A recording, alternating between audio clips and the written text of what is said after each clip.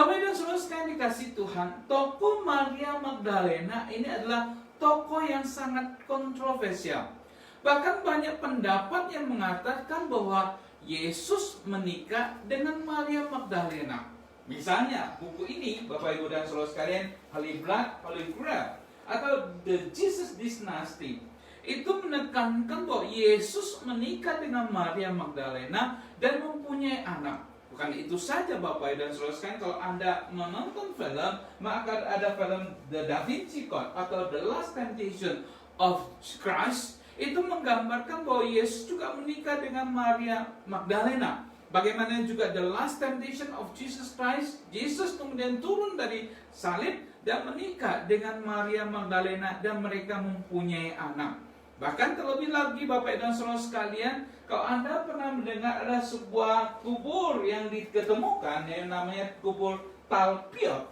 Talpiot ini dikatakan menemukan kuburan Yesus, kuburan Maria Magdalena dan anak mereka. Dikatakan disinilah kuburan mereka, Bapak dan Saudara sekalian. Jadi tokoh Maria Magdalena adalah tokoh yang sangat kontroversial. Banyak orang kemudian mencoba melihat Yesus menikah dengan Maria Magdalena. Apakah Yesus menikah dengan Maria Magdalena? Seringkali orang tidak mengerti bagaimana rencana Allah bagi manusia ini. Apakah Yesus datang dan kemudian menikah dengan Maria Magdalena? Jawabannya tidak, Bapak dan Saudara sekalian. Tujuan kedatangan Yesus ke dalam dunia ini bukan untuk membentuk keluarga, tetapi untuk mati menyelamatkan manusia yang berdosa. Anda dan saya, mungkin Bapak dan Saudara sekalian, lahir ke dalam dunia ini karena memang ada keinginan orang tua kita yang ingin punya anak. Kemudian kita lahir dan kemudian kita berkeluarga dan kita ingin punya anak juga dan membentuk keluarga. Tapi Yesus tidak lahir berdasarkan keinginan laki-laki. Ketika Maria mengandung, itu karena Roh Kudus kemudian lahir, bukan karena keinginan laki-laki. Maka Yesus lahir, dan tujuan kedatangan Yesus ke dalam dunia ini adalah anak manusia datang untuk mencari dan menyelamatkan yang hilang. Bahkan Paulus juga menjelaskan 1 Timotius 1 ayat 15 dikatakan Kristus Yesus datang ke dunia untuk menyelamatkan orang berdosa. Jadi Bapak dan Saudara sekalian perhatikan, banyak buku, banyak film, banyak pendapat yang mencoba menjelaskan, memberikan arahan supaya kita menerima Yesus untuk menikah. Tidak, Yesus datang ke dalam dunia bukan untuk menikah, bukan untuk membentuk keluarga, tapi dia datang ke dalam dunia untuk mati dan menyelamatkan manusia yang berdosa, yaitu Anda dan saya. Oleh karena itu, kita akan masuk mengenal lebih jauh mengenai Maria Magdalena. Siapa itu Maria Magdalena? Siapa itu? Kok ini yang begitu kontroversial? Bahkan ketika Yesus bangkit, orang yang pertama kali diperlihatkan oleh Yesus adalah Maria Magdalena. Kita akan lihat Bapak Ibu, nama Maria secara umum pada waktu itu banyak sekali. Ada Maria ibu Yesus, Maria dari Betani, Maria ibu Yakobus, Maria istri Kleopas, Maria ibu Yohanes Markus. Jadi Bapak Ibu dan Saudara sekalian yang dikasih Tuhan, Anda lihat, nama Maria itu adalah nama yang sangat umum, nama yang memang diberikan pada waktu itu. Dan kita melihat nama Maria itu seringkali kemudian disebut setelah itu dia ibunya siapa, dia itu istrinya siapa. Jadi itu selalu disebut pada waktu itu. Maria itu ibunya siapa, Maria itu istrinya siapa. Dan perhatikan Bapak dan Saudara sekalian, kita menyebut Maria Magdalena. Siapa itu Maria Magdalena? Dan tokoh ini sangat kontroversial. Ada seorang bernama Paul Gregory, dia menyebut Maria Magdalena adalah seorang pelacur. Dia menafsirkan Maria Magdalena adalah seorang pelacur yang meminyaki kaki Yesus di rumah Simon, orang Farisi, dan menyeka dengan rambutnya. Jadi menurut Paul Gregory ini, Maria Magdalena itu adalah Maria yang menyeka kaki Yesus dengan rambutnya. Lukas 7 ayat 37-38 dikatakan di sini Bapak Saudara sekalian, di kota itu ada seorang perempuan yang terkenal sebagai orang berdosa. Tidak disebut namanya, Bapak Ibu Saudara sekalian, hanya disebut ada seorang perempuan di kota itu terkenal sebagai seorang berdosa. Itu berarti dia seorang yang tidak baik, mungkin juga disebut dia adalah seorang pelacur. Ketika perempuan itu mendengar bahwa Yesus sedang makan di rumah orang Farisi itu atau Simon, datanglah ia membawa sebuah buli-buli pulang berisi minyak wangi. 38, sambil menangis ia pergi berdiri di belakang Yesus dekat kakinya, lalu membasahi kakinya itu dengan air matanya dan menyekanya dengan rambutnya. Kemudian ia mencium kakinya dan meminyakinya dengan minyak wangi itu. Jadi perhatikan, menurut Paus Gregory, perempuan yang meminyakai kaki Yesus pada waktu itu memang tidak disebut namanya, tapi itu adalah Maria Magdalena. Lebih jauh dia mengatakan bahwa saudara Lazarus atau seringkali yang kita kenal Maria Marta, itulah yang meminyaki kaki Yesus. Kalau kita lihat Yohanes pasal 11 ayat yang kedua, Maria ialah perempuan yang pernah meminyaki kaki Tuhan dengan minyak mur dan menyekanya dengan rambutnya. Jadi Paus Gregory menarik dari cerita Lukas itu bahwa perempuan yang meminyaki kaki Yesus itu adalah Maria yang sama dengan saudara Lazarus. Kemudian ayat ketiga, Yohanes 12 ayat yang ketiga, maka Maria mengambil setengah kati minyak narwastu, minyak murni yang mahal harganya, lalu meminyaki kaki Yesus dengan menyekanya dengan rambutnya, dan bau minyak semerbak di seluruh rumah itu. Jadi Bapak dan Saudara sekalian, menurut Paus Gregory, Maria adalah seorang perempuan pelacur yang meminyaki kaki Yesus. Dia adalah saudara daripada Marta dan Lazarus. Penafsiran ini salah besar, Bapak dan Saudara sekalian. Penafsiran ini salah besar. Kalau kita melihat mengenai Maria Magdalena, bahasa Ibraninya Miriam Magdalit, bahasa Yunaninya Maria Magdalene, secara harafiah Maria Magdalena itu berarti Maria, dia berasal dari sebuah daerah namanya Magdala, dari sebuah tempat namanya Magdala. Magdala itu adalah satu kota yang kaya, dan dia adalah dikatakan seorang perempuan yang pernah dirasuk oleh 7 roh jahat dan diusir keluar oleh Yesus. Kalau kita lihat catatannya Markus 16 ayat yang ke-9, setelah Yesus bangkit pagi-pagi pada hari pertama minggu itu, ia mula-mula menampakkan dirinya kepada Maria Magdalena. Daripadanya Yesus pernah mengusir 7 setan. Jadi Alkitab menjelaskan bahwa Maria Magdalena adalah seorang yang ada dari daerah Magdala, dan dia ini adalah pernah dirasuki oleh 7 setan. Kota Magdala adalah kota yang begitu kaya, jadi kemungkinan Maria Magdalena adalah orang yang kaya. Lukas 8 ayat yang kedua dikatakan, dan juga beberapa orang perempuan yang telah disembuhkan dari roh-roh jahat atau berbagai penyakit, yaitu Maria yang disebut Magdalena yang telah dibebaskan dari 7 roh jahat. Jadi Alkitab menjelaskan pertama, Maria Magdalena adalah seorang perempuan yang pernah ditolong oleh Yesus karena di dalam dirinya ada 7 roh dan Yesus mengusir 7 roh itu keluar dari tubuhnya. Catatan lebih lanjut Bapak dan Saudara sekalian, Maria Magdalena ini adalah orang yang melayani Yesus dengan kelompoknya dengan kekayaannya. Dikatakan Lukas pasal 8 ayat 2-3, dan juga beberapa orang perempuan yang telah disembuhkan dari roh-roh jahat atau berbagai penyakit, yaitu Maria yang disebut Magdalena yang telah dibebaskan dari 7 roh jahat. Yesus menyembuhkan dia. Kemudian di ayat yang ketiga, Yohana istri Kusa bendahara Herodes, Susana, dan banyak perempuan-perempuan lain. Perempuan-perempuan ini melayani rombongan itu dengan kekayaan mereka. Disebutkan dalam Injil Lukas pasal 8 ayat 2-3, Maria Magdalena adalah seorang yang pernah diusir keluar dari roh jahat dalam tubuhnya, dan dia bersama dengan Yohana istri Kusa, kemudian Susana, dan juga banyak perempuan yang lain mendukung pelayanan Yesus. Mendukung dengan apa? Dengan kekayaan mereka. Itu menunjukkan bahwa Maria Magdalena, Maria dari daerah Magdala itu adalah seorang yang kaya yang mendukung pelayanan Yesus. Kemudian lebih lanjut Bapak dan Saudara sekalian, Maria Magdalena ini adalah seorang perempuan yang mengiring Yesus sampai ke penyaliban bersama dengan Maria ibu Yesus, bersama dengan Maria istri Klopas, Maria ibu Yakobus, Yusuf, Salome, dan Maria ibu dan anak-anak Zebedeus, dan juga Yohanes. Kita perhatikan Bapak Saudara sekalian, dan ada di situ banyak perempuan yang melihat dari jauh. Itu perempuan-perempuan yang mengikut Yesus dari Galilea untuk melayani dia. Di antara mereka terdapat Maria Magdalena, Maria ibu Yakobus dan Yusuf, dan ibu anak-anak Zebedius. Ya, perhatikan Bapak Saudara sekalian bahwa ternyata ketika Yesus ada di atas kayu salib, Maria Magdalena pun juga ada di sana bersama dengan mamanya Yesus, bersama dengan Maria dan Maria ibu Yakobus dan juga Yusuf dan anak-anak ibu dari Zebedius. Jadi Bapak Ibu dan Saudara perhatikan, jadi tokoh Maria Magdalena ini adalah tokoh yang mengikut Yesus karena sudah ditolong oleh Yesus, yang mendukung pelayanan Yesus. Dia melihat dengan dekat Yesus yang disalibkan. Dan oleh karena itu, bukan itu saja, mereka adalah perempuan pertama yang menyaksikan kebangkitan Yesus. Matius 28 mencatat ayat yang pertama, setelah hari Sabat lewat, menjelang menyingsingnya fajar pada hari pertama minggu itu, pergilah Maria Magdalena dan Maria yang lain menengok kubur itu.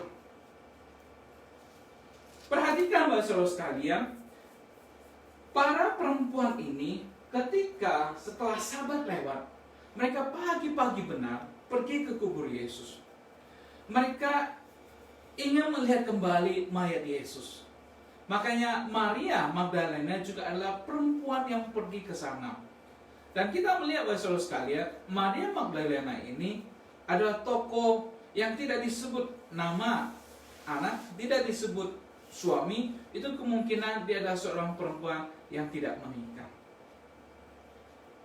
Kebangkitan Yesus luar biasa. Karena Yesus mengalahkan maut, merupakan satu kejadian di luar pikiran para murid-murid, termasuk Maria Magdalena. Maka ketika Maria Magdalena pergi ke kubur, dia melihat batu itu sudah terguling dan menemukan ada 2 malaikat. Dan kemudian diceritakan tadi saya bacakan bagaimana Yesus berdiri di belakang dia dan menampakkan diri. Jadi ketika Yesus bangkit, orang pertama kali diperlihatkan dari kebangkitan Yesus adalah Maria Magdalena. Dan dia berjumpa dengan Maria Magdalena. Jadi ini adalah momen yang sangat penting sebelum rasul-rasul yang lain, Petrus, Yakobus, Yohanes, mendengar atau melihat Yesus yang bangkit itu.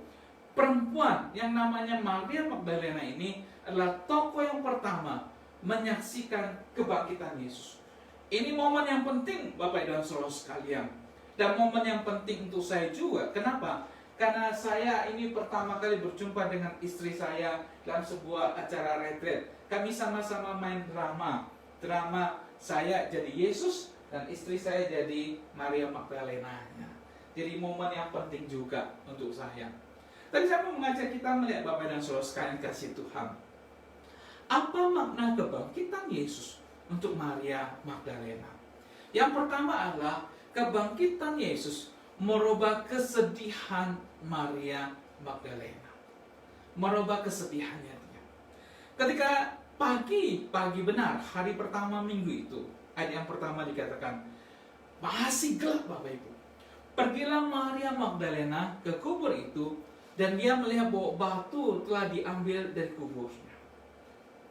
Bapak Ibu bisa bayangkan bagaimana sedihnya Maria menyaksikan seorang yang pernah menolong dia, di mana dia dulu dikuasai oleh 7 roh dalam tubuhnya. Tidak mudah Bapak dan Saudara sekalian, ada 7 roh dikeluarkan dari tubuhnya. Alkitab tidak menjelaskan dengan detail bagaimana kondisi dia pada waktu dikuasai oleh 7 roh itu. Tapi dia sangat bersyukur, maka dia mengikut Yesus, mendukung pelayanan Yesus dengan uangnya. Dan ketika dia ada di bawah kayu salib Yesus, Bapak dan Saudara sekalian, harapan dia begitu luar biasa, punah. Kesedihan begitu mendalam ketika menyaksikan orang yang pernah menolongnya itu meninggal di atas kayu salib.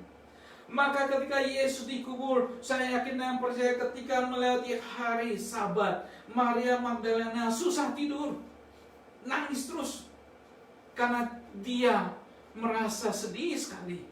Orang yang pernah menolong dia, yang namanya Yesus dari Nazaret itu mati dan telah dikuburkan.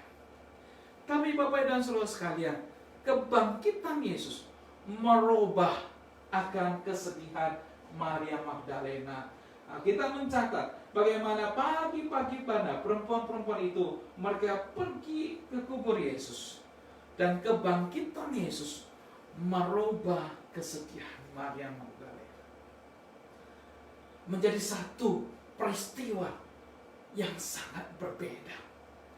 Karena kesedihan dirubah menjadi satu sukacita. Karena perjumpaan dengan Yesus. Karena pertemuan dengan Yesus yang bangkit itu. Bapak dan saudara sekalian, pada saat ini mungkin kita ada dalam keadaan sedih, susah, bingung, bimbang. Karena mungkin ekonomi yang sudah mungkin sulit. Kita tidak jualan, kita tidak buka toko. Kita khawatir akan masa depan kita. Tapi hari ini Bapak dan Saudara sekalian, ada satu kabar sukacita yang ingin saya sampaikan, bahwa perjumpaan Maria dengan Yesus yang bangkit itu merubah segala sesuatu. Merubah kesedihannya, khawatirnya. Dan inilah yang ingin saya sampaikan. Ketika kita ada di dalam suasana Paskah ini, Kristus yang bangkit boleh memberikan pengharapan untuk Anda dan saya. Ada seorang anak sekolah minggu, dia mendengar kalau adalah baik jika kita menceritakan mengenai Yesus itu bagi orang di sekitar kita. Maka dia ingin menceritakan mengenai Yesus kepada orang yang ada di depan rumahnya. Tapi dia tahu bahwa bapak yang ada di depan rumah itu suka mabuk dan dikenal sebagai orang yang galak. Tapi sang anak sekolah minggu ini sangat ingin cerita mengenai Yesus kepada bapak itu. Maka satu kali dia datang ke rumahnya, dia ketok pintu, tok tok tok tok. Selesai ketok pintu, bapak dan saudara sekalian, sang anak ini berdiri ketakutan. Berapa detik setelah dia ketok pintu, langsung dia lari lagi. Sampai di rumah, aduh, dia merasa menyesal. Kenapa saya lari? Mestinya saya tunggu bapak ini buka pintu. Maka besok dia coba lagi. Dia datang, dia ketok pintu lagi rumah tersebut. Dia ketok lagi, tok tok tok. Dia berkata, jangan lari, jangan lari, jangan lari. Tapi anak ketakutan, dia lari lagi. Sampai di rumah, dia menyesal lagi. Kenapa saya lari? Harusnya saya berdiam diri, tidak lari. Besok saya akan tetap di sana dan tidak lari. Esokan harinya dia datang ke rumah tersebut. Dia ketuk pintu lagi. Ini yang ketiga kali Bapak Ibu. Dia bertahan. Setelah ketuk pintu, jangan lari, jangan lari, jangan lari. Terasa takut ada di tubuh anak ini.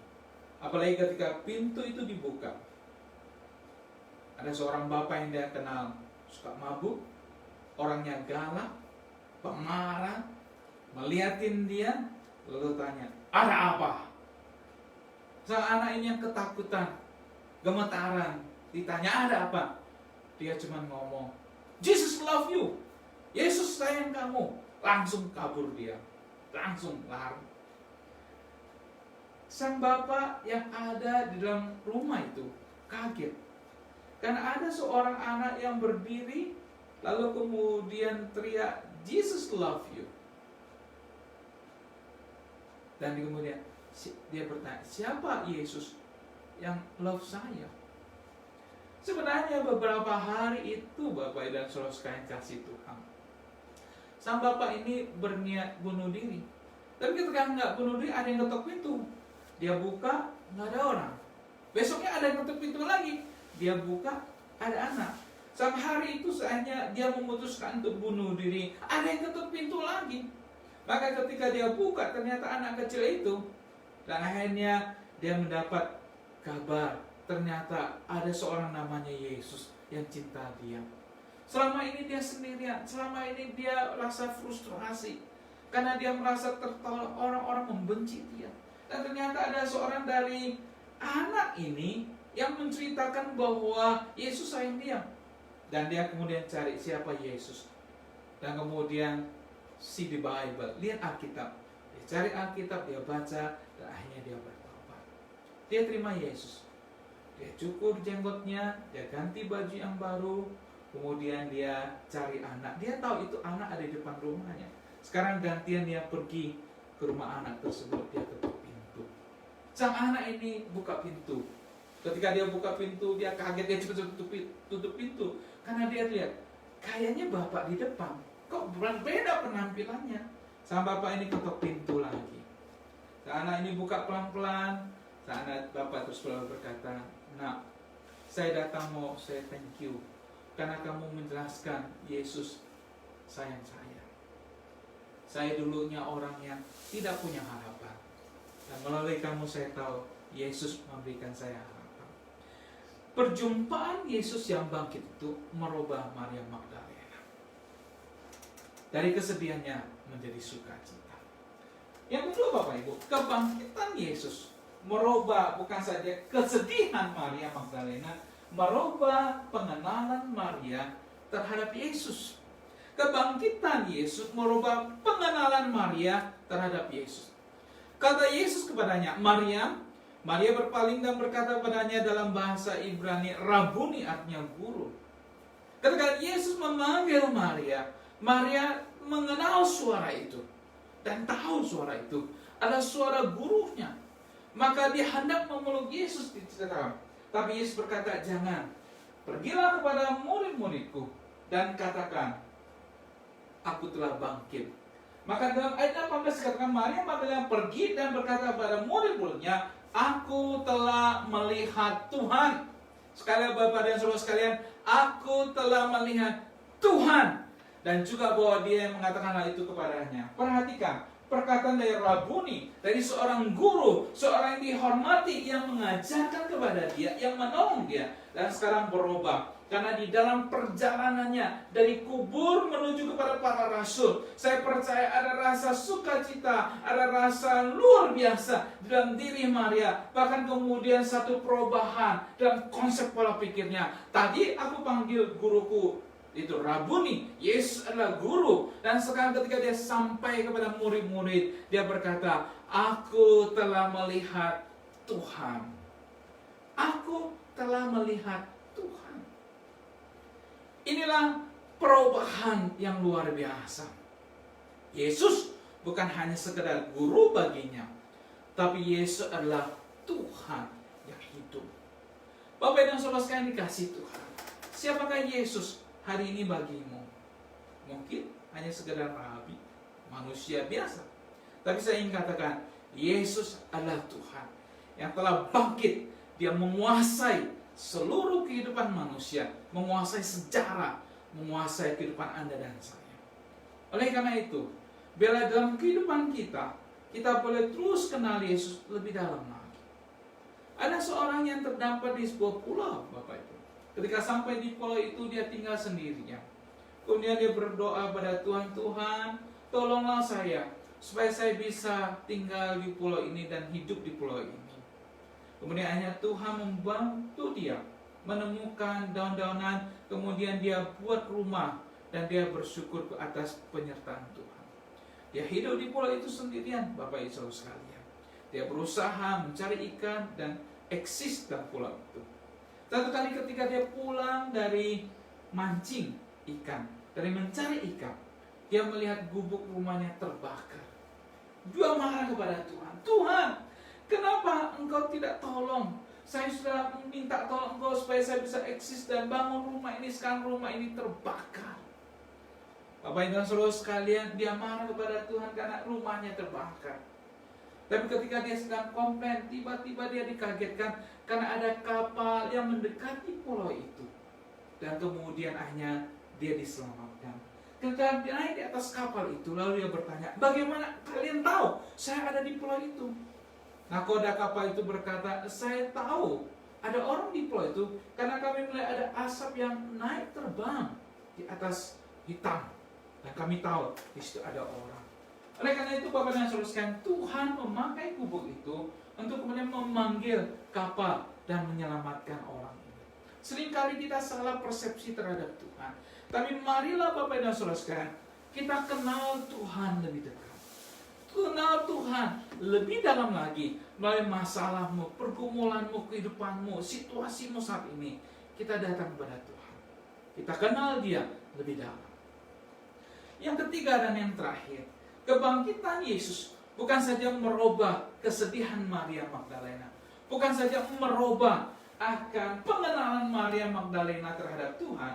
Tapi yang ketiga adalah merubah tujuan hidup Maria Magdalena. Ayat yang ke-17 dikatakan kata Yesus kepadanya, "Janganlah engkau memegang aku, sebab aku belum pergi kepada Bapa, tetapi pergilah kepada saudara-saudaraku dan katakanlah kepada mereka bahwa sekarang aku akan pergi kepada Bapakku dan Bapamu, kepada Allahku dan Allahmu." Bapak dan Saudara sekalian, ini adalah satu perintah yang disampaikan oleh Yesus kepada Maria Magdalena. Perintah apa? Untuk mengabarkan, untuk pergi dan katakanlah. Satu kata yang diminta kepada Maria untuk dilakukan. Pergi dan katakanlah. Katakanlah apa? Katakanlah berita baik. Itu Injil, kabar baik bahwa Yesus sudah bangkit. Orang yang pertama kali mengabarkan Injil adalah Maria Magdalena kepada para rasul, yang sebenarnya pada waktu itu semua didominasi oleh para laki-laki. Tapi Yesus menampakkan diri pertama kali pada Maria Magdalena dan meminta dia untuk mengabarkan satu berita kabar baik kepada para murid-murid yang lain yang sedang takut, yang sedang sedih, yang ada dalam ruangan tertutup. Mereka karena ketakutan. Tapi Maria datang dan berkata, "Aku telah melihat Tuhan." Itu kabar baik. Bapak dan Saudara sekalian, itu merubah mengenai segala kesedihan para rasul. Kita tidak menemukan catatan lain mengenai akhir hidup Maria Magdalena. Alkitab mencatat hanya sampai di sana mengenai Maria Magdalena ini, Bapak Saudara sekalian. Dan kita melihat Maria Magdalena adalah satu tokoh yang luar biasa yang dipakai oleh Tuhan. Dan gereja Katolik kemudian menabiskan Maria Magdalena sebagai orang suci atau the saint. Lutheran, Ortodoks Timur, dan Anglikan, dan setiap tanggal 22 Juli mereka merayakan akan hari pengangkatan Maria Magdalena sebagai orang kudus, orang suci. Dan ini adalah salah satu ukiran bagaimana Maria Magdalena, karya seni ukir berlangganan gotik antar bangsa di gereja Katedral Torun. Tuhan memakai Maria Magdalena untuk mengabarkan kabar Injil yang baik. Tanggal 21 April barusan itu adalah hari Kartini di Indonesia. Kartini dengan semboyan habis gelap terbitlah terang. Peringatan Kartini juga mau mengingatkan bahwa pada waktu itu perempuan tidak punya banyak peran. Tapi Kartini mau mengajak bagaimana kita sebagai perempuan punya peran. Dan kita bisa melakukan sesuatu. Dan itu sudah ditunjukkan oleh Maria Magdalena. Aku sudah melihat Tuhan. Nah, itu sudah ditunjukkan oleh Kartini kepada perempuan-perempuan. Habis gelap terbitlah terang. Di Indonesia juga ada satu program Wanita Bijak. Wanita Bijak ada lagunya itu dengan saya seperti ini. Melalui keunikannya wanita berfungsi dan menjadi teladan, melayani sesama, melayani seperti Yesus. Wanita bijak muridnya Kristus, mitranya pria sejati, bersama-sama bergandengan tangan bangun kerajaan Allah. Wanita bijak mau mengajak para perempuan, ayo bangkit, mari kita menjadi mitra daripada kerajaan Allah. Saya mau mengajak kita melihat bahwa saudara sekalian bahwa setiap kita diselamatkan oleh Kristus dengan tujuan bagaimana kita bisa seperti Maria. Mungkin kau wanita, mungkin kau pria, tapi Tuhan ingin kita mempunyai peran dalam kehidupan ini. Bagaimana kita bisa menceritakan Yesus yang bangkit itu dari kehidupan kita, dari keluarga kita, dari semangat hidup kita. Saat ini mungkin kita sedang terkekang, sedang depresi. Tapi saya ingin katakan Kristus yang bangkit itu merubah Maria, merubah para murid, merubah Anda dan saya. Dan saat ini kita harus bangkit dan berkata, aku sudah lihat Tuhan. Tuhan Yesus hidup dalam diriku. Dan kita katakan kepada dunia sedang dalam keadaan khawatir ini. Kita berikan pengharapan kepada mereka. Satu pengharapan di dalam Tuhan. Karena Tuhan kita adalah Tuhan yang hidup, bukan Tuhan yang mati. Biar kita boleh sama-sama ada di dalam Kristus. Karena kebangkitan Kristus merubah Maria. Kesedihannya, pengenalannya, dan hidupnya. Doa saya Bapak Ibu dan Saudara sekalian, biarlah kebangkitan Yesus juga boleh merubah Anda dan saya.